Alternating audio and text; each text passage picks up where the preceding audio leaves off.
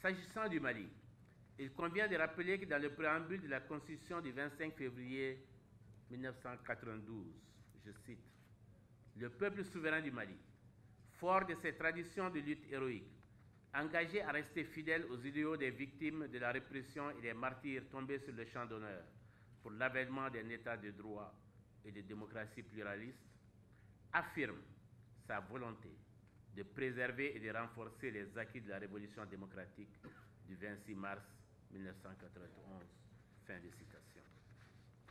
L'article 2 de notre Constitution précise que tous les Maliens naissent et demeurent libres et égaux en droit et en devoir. Toute discrimination fondée sur l'origine sociale, la couleur, la langue, la race, le sexe, la religion et l'opinion publique et l'opinion politique est prohibée. L'article 4 renchérit.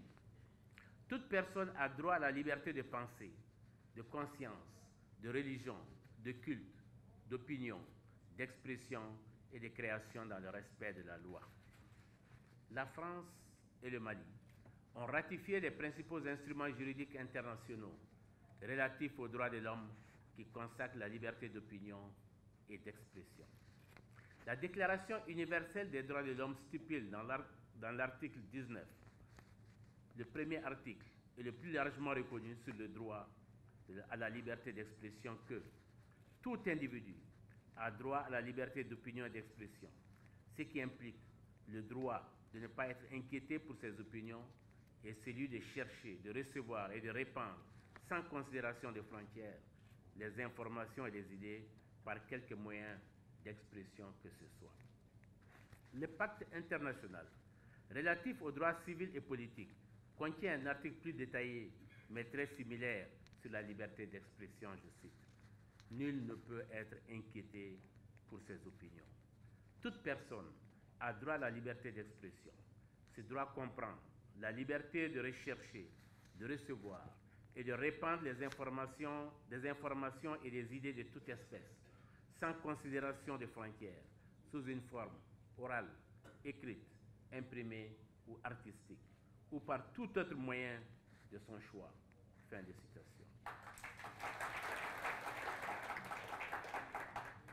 Faut-il rappeler au président de la République qu'il est le gardien de la Constitution. Il doit incarner l'unité nationale. Il est le garant de l'indépendance nationale, de l'intégrité du territoire, du respect des traités et accords internationaux.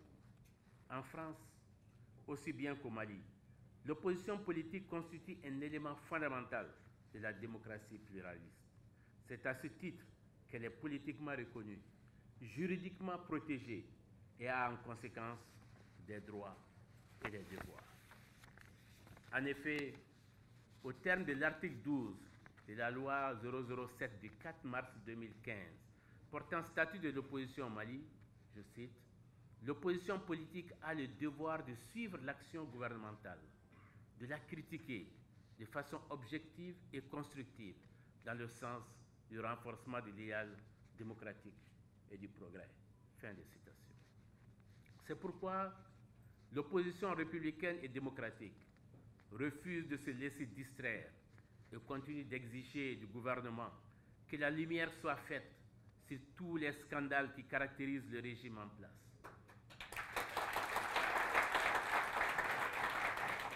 L'opposition reste convaincue que la vie publique dans son ensemble doit être marquée du sceau de la morale et de la transparence.